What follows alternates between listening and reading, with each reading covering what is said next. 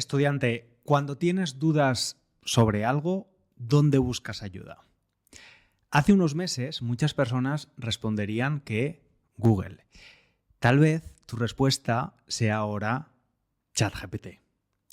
La inteligencia artificial o IA ha entrado con paso fuerte en nuestra vida diaria. Te pregunto, ¿cuál es tu relación con ella? ¿Has utilizado alguna herramienta o incluso forma ya parte de tu rutina para hacer alguna tarea? Yo tengo una buena relación con la IA, pero tengo mis reservas. ¿Es tan buena como la pintan? Parece ser que el uso de la IA no siempre es positivo y creo que es muy importante que hablemos de esto.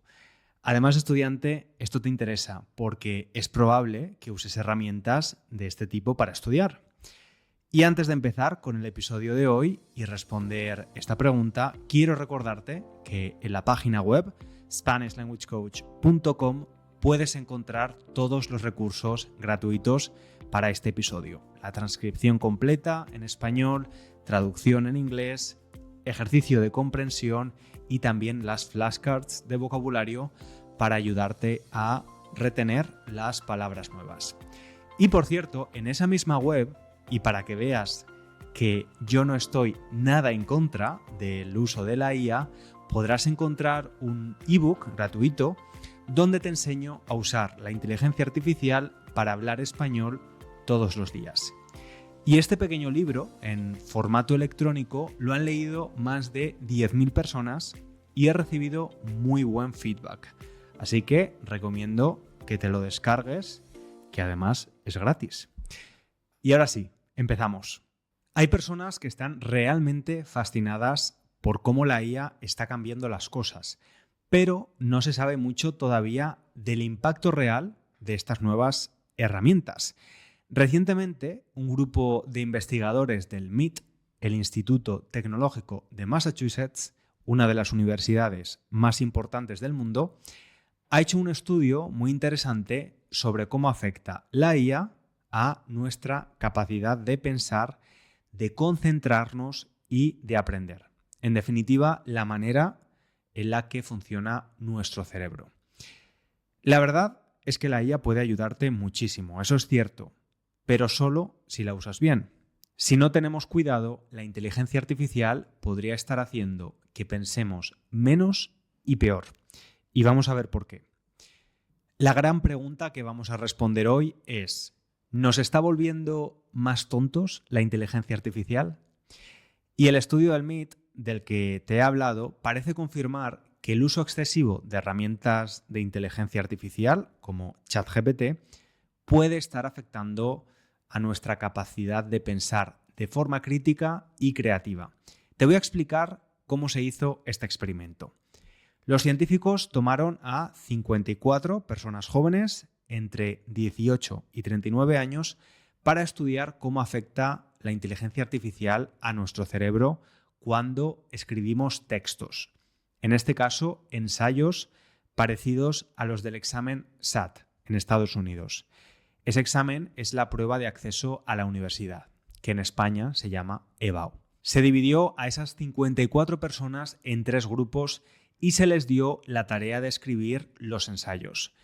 A un grupo se le pidió que usara ChatGPT para escribirlo. A otro se les permitió usar Google para buscar información y el último grupo solo podía usar su cerebro.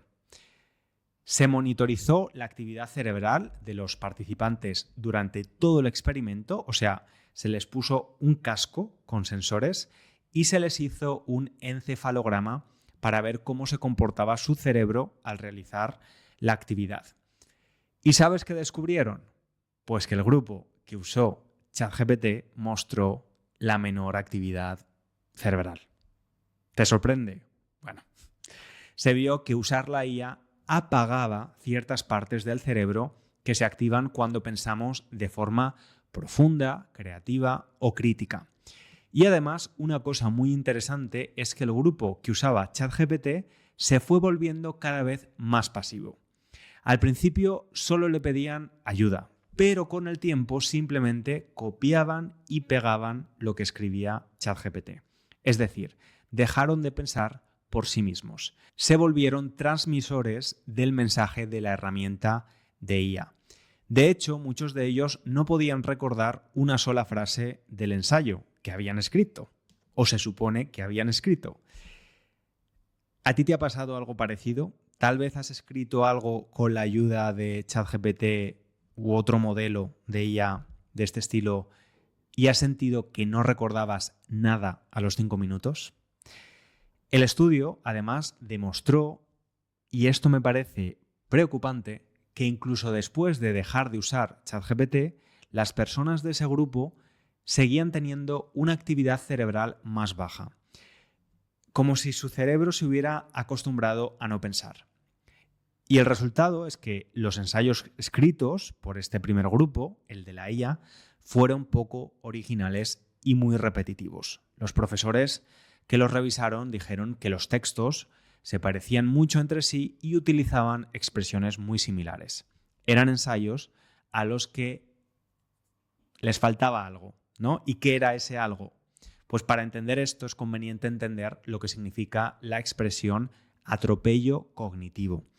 El verbo atropellar se suele emplear cuando un vehículo, un coche, impacta sobre alguien.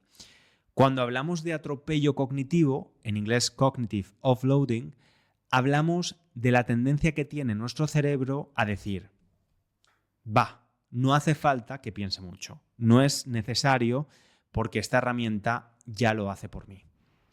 O sea, es como si la herramienta pasara por encima de nuestro cerebro.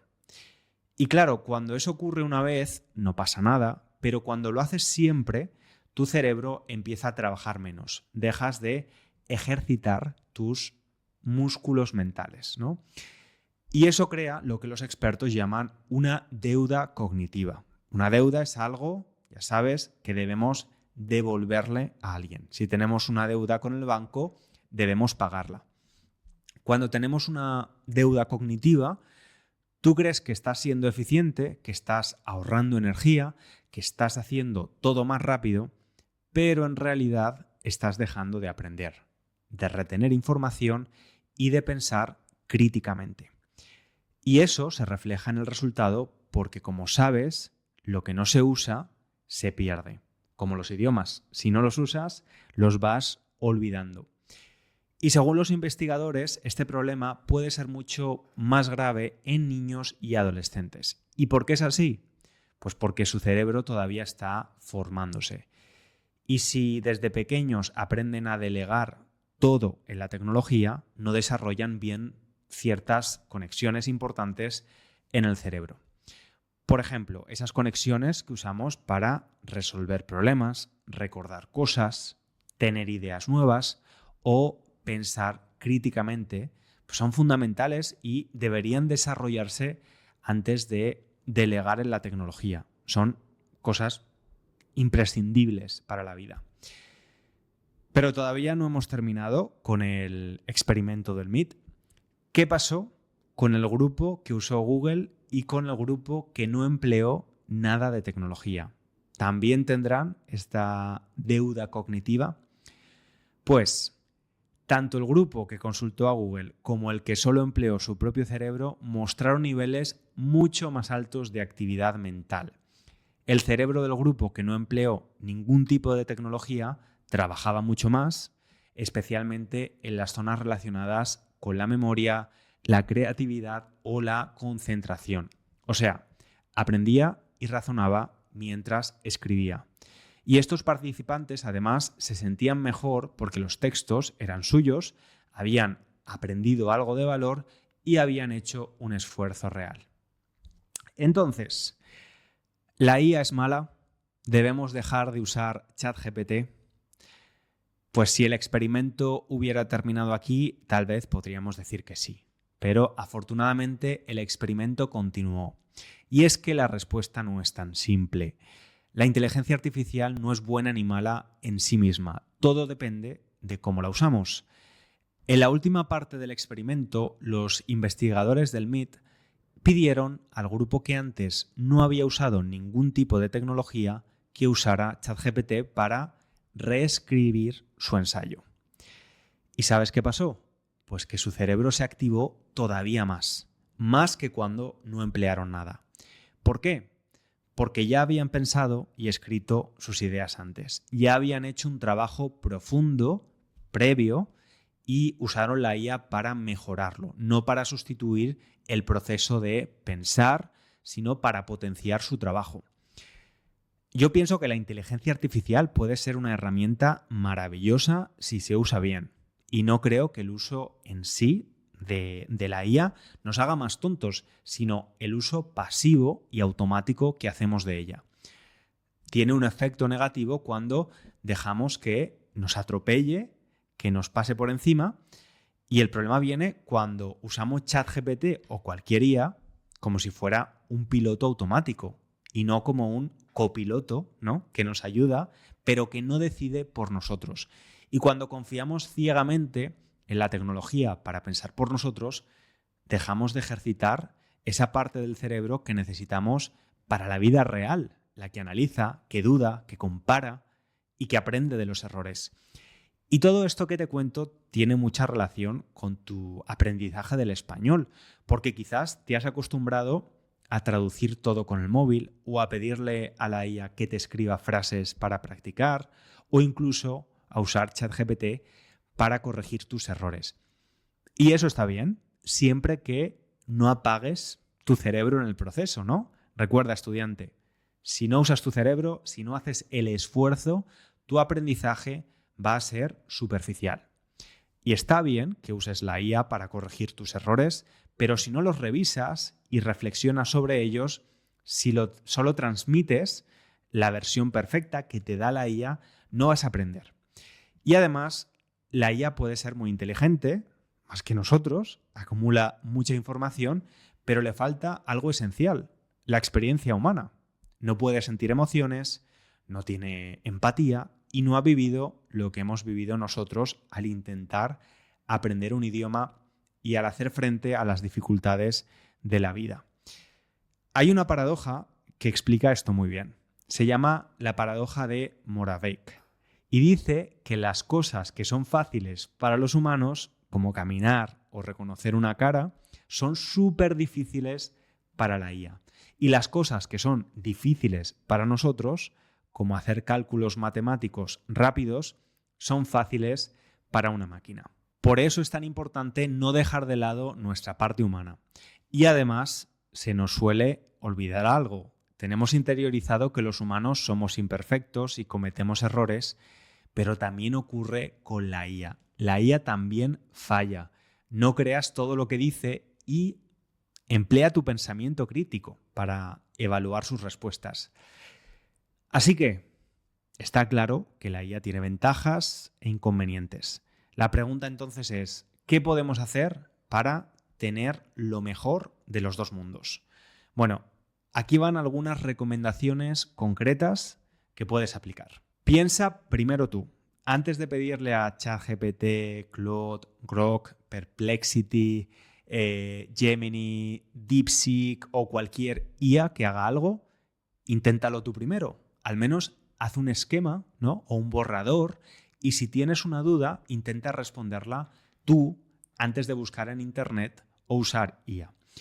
Y si escribes a mano, aún mejor. Ayuda mucho con la memoria.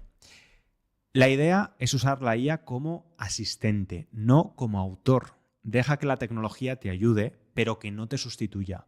Lo ideal es que la IA esté bajo tu control y no al revés. Y a veces vas a sentir que la creatividad no fluye, pero para eso es bueno hacer algunas pausas sin pantalla también. Tal vez te aburras, pero no te preocupes, porque el aburrimiento, aunque no lo parezca, también es una fuente de creatividad. Y recuerda que aprender es difícil, pero el esfuerzo crea conexiones duraderas en tu cerebro. Si decides emplear la IA, reescribe las ideas con tus propias palabras. Evita copiar y pegar sin pensar. ¿Vale? Tenemos que volver a la idea de que el esfuerzo es necesario para aprender, aunque tengamos ayudas. Y sí, tenemos ayudas porque la IA ha llegado para quedarse. Por eso es tan importante aprender a convivir con ella y a usarla con criterio, ¿no? Y bueno, estudiante, espero que este episodio te haya hecho reflexionar un poco sobre cómo usamos la inteligencia artificial en nuestro día a día y cómo puede influir en nuestro aprendizaje. Y recuerda, tu mente es tu herramienta más poderosa. Cuídala, actívala y desafíala. Y si este episodio te ha parecido útil, por favor, suscríbete al podcast, déjame una valoración positiva y escribe un comentario contándome el uso que le das a la IA para practicar tu español. Me encantará leerlo. Te espero en el próximo episodio. Un abrazo grande.